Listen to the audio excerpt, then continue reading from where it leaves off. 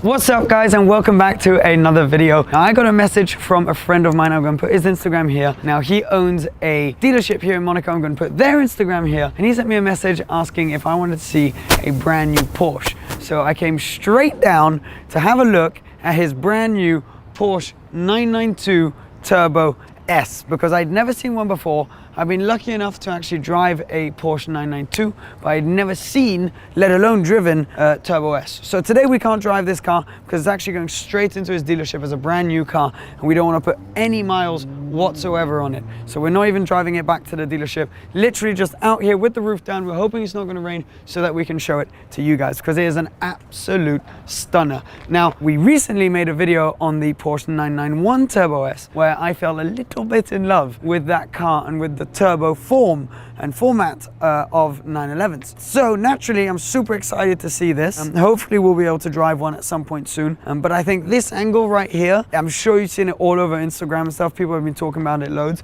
is stunning. And for me, potentially even one of the best looking Porsches they've ever made. I think it's absolutely incredible. They've made it a little bit larger than it was before, and even larger than the Carreras and things like that, because even the standard 992s now are quite a bit wider. So yeah, just the dimensions of the car just work so well. I love this new LED bar which goes across all the back. So this arcs back to more traditional 911s from back in the day when they used to have this. And it's now also got a very modern touch, which is a 3D Porsche logo. This is completely 3D, really, really cool looking. And then obviously the 911 Turbo S down here. Now the exhaust tips have changed, so this I'm not so sure about. There used to be 4 kind of slightly lopsided square exhaust tips, 2 oval ones now, which are basically exactly the same as what you get on a GT2 RS. I think the square ones was kind of like a traditional turbo mark, and you would notice it from a mile away. So I think that would have been cool to keep, but these still look really good. There's a new air outlet here, which didn't exist before, so that's letting air out, which comes in up above there and comes straight back out here, so to help the car aerodynamically.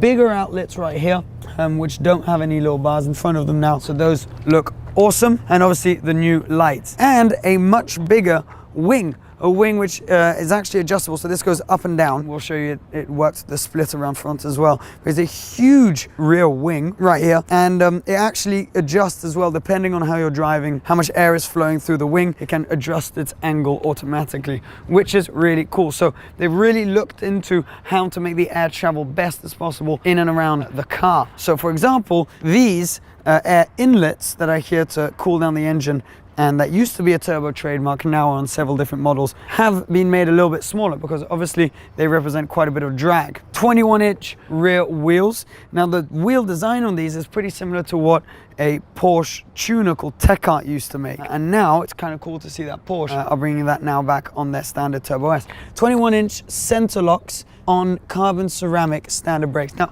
I'm just noticing it's starting to rain, isn't it? So just quickly, I'm going to put the roof up because we don't want to get this interior a single bit dirty. So start it up. Here you go. Pull the trigger button, whatever you call it, and roof goes up really quick, really smooth. Now it's a cloth roof still on these.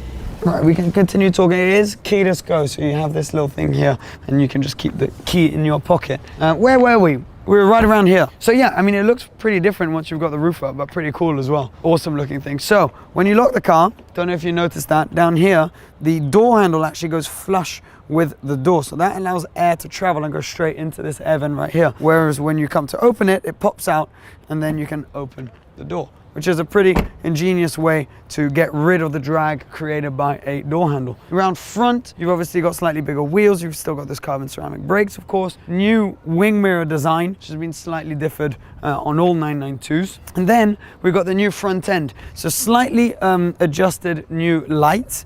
So Porsche LED matrix system, which is kind of cool name. Slightly adjusted front LED running lights as well, and a new slightly improved front splitter. So this comes down, again, you press a button and it comes down and helps with the airflow. But when you don't want to be so low, you can put that up and basically you can take this car anywhere. And then obviously you've got the cruise control radars at the front. Yeah, awesome looking thing. A few little details they've done as well as they've made the front here a lot more boxy, a lot more square. So even the boot and the way that's laid out, and these two, it's kind of like a double bubble boot, whereas it used to be completely flat. So yeah, that's pretty much it. Design wise, let's hop into the interior. I'll tell you about the interior, all the buttons inside, and then we can talk about the engine and the performance. Oh, you know when it smells so new in a car. Such a nice smell. Actually, before I close the door, while the light's still on it, this stitching is a Turbo S special. That doesn't come standard on the 992 Carreras, as well as on the seats. So extra stitching on these new design seats, which are similar in all the Carreras. What's quite cool is you can tighten the bolsters even down bottom here to really make it feel like a bucket seat. Still got two little small back seats in the Turbo, because quite a few people go, you know, you put your kids back there, or you can put some groceries, whatever you may need. Now, it is the brand new 992 interior, complete change. This is almost, I'd say, where you see most of the differences between the 991.2 and the 992. So let's start with what's directly in front of me. This new steering wheel on which you have all of the driving modes. Let's start the car up so that we can make the most of all of this stuff. So you have different driving modes here on the Turbo S, which you can flick through. And if you close your door, it will then show us on this screen. So Porsche's 911s have always traditionally had 5 circles. I'm sure there's a more appropriate name for them. I call them the 5 circles. So like a Cayman and things like that will only have 3. The 911 will always have 5. And previously, one of them was digital on the 991.2, and now 4 of the 5 are digital. They've left the rev counter analog, which is really cool, big in the middle, whereas all the rest is digital, and you can actually change what you have on each screen. So for example, this can do that screen right there. It's all a bit confusing. You do need to get a little bit more used to it. See, I can change all the information I'm getting in front here, but this stays fairly standard, whereas on this screen, I can literally change from maps, where you can see that we're on the port in Monaco. You can have your trip information, all of your oil pressures, etc., temperatures, blah, blah, blah, blah, and here your different modes. So you have 5 modes in this car. Now you see them on this screen here, or as you're changing, you can see them right here as well. So you got wet, normal, sport, sport plus, and individual. So if we go sport plus, because that's definitely the most fun of the modes. Individual is a mode you can set up yourself, so you can choose your suspension, if you want it hard, normal, with the exhaust open, exhaust closed, all sorts of different things. And this is a shortcut button towards your individual mode. I've just noticed something. On this image here, you know how I was saying that the exhausts, they should keep the 4 square exhausts? Well, on this image here they do, which means there must be an option to do that. And now that I've seen that, it's true, I have seen photos like that. So yeah, that was not correct. I apologize. It's hard to know every single little detail, but cool that you can do the 4 exhausts. They actually look sick. This is obviously a shortcut button towards the exhaust valves, open or close. You can also use the touch screen for all of that. Obviously hazards, traction on and off, and this again a shortcut button for your suspension mode, normal or sport. We'll leave that in sport. So whoever drives this first, I was going to say next, but first, will have a good time.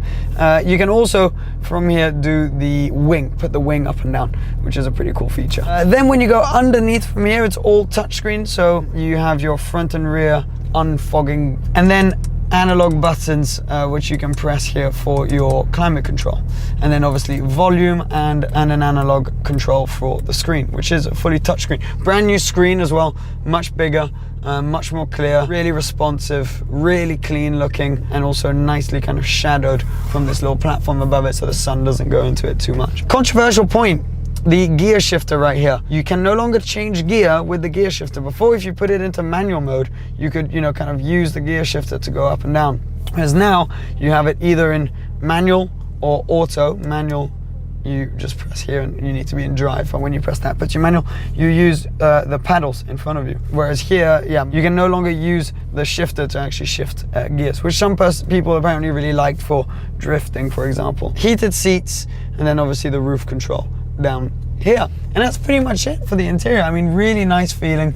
Even though it is the cabriolet, you don't feel like you're in a cab at all when you're in here. It's really silent and you kind of forget. So they've done a really, really awesome job with that. You've got this massive cup holder here, which you never had, by the way, in 911s before. It used to be hidden right here in the old 991s. You've still got one hidden right there. which pops out, and you still got a Bose sound system down there. Now this car, it's a 3.7 litre classic Porsche engine, twin turbo, and it produces 650 horsepower and 800 Newton meters of torque. That allows it to do 0 to 60 in 2.7 seconds, which is faster than a Bugatti Veyron, to put it into perspective. So this thing is an animal. Now obviously this isn't really a driving video, so I can't tell you how it behaves. I'm sure it's stupidly fast, and I'm sure it's stupidly fun as well, and annoyingly usable. But yeah, I really like it. I think in terms of design, they've done it really well. This cabin inside, when I first got into a 992 or Carrera, I thought it was too almost Panamera, like it was too comfortable and kind of took the character away from the 992, which I still stand by on the Carrera. I think it's a beautiful interior, you can't fault it, there's nothing wrong with it. It's maybe too good, if that makes sense, and it makes the car feel a little bit too much like a luxury car almost, rather than a sports car, whereas I think that suits the turbo really well. I think that's what you want a turbo to be, you know? So it'll be interesting to see when it's the Carrera GTS and the GT3s, how they manage to still make it feel raw and like a sports car. Whereas turbo, I think this interior suits it really well. It's comfortable, it's luxurious, yet you're kind of still sat quite low in the car. So I think it suits this version of car perfectly. And Turbo S cab for down here, pretty perfect. So yeah, that's pretty much it. Huge thank you to Johnny. We'll put his Instagram, and of course to Stars Monte Carlo for lending us yet another car. Awesome stuff they've got coming in stock, which is why we're filming so much with them at the moment. So please give them a little follow on their Instagram pages, both Johnny and Stars, because yeah, it's just our way of saying thank you for letting us film with these cars. So awesome stuff. This car is available for sale at Stars Monte Carlo. So if you're interested, it's the first one available currently in France. It's on their website. So thanks for watching, guys. Please remember to subscribe if you aren't already, and I'll see you very soon. Cheers. Bye-bye.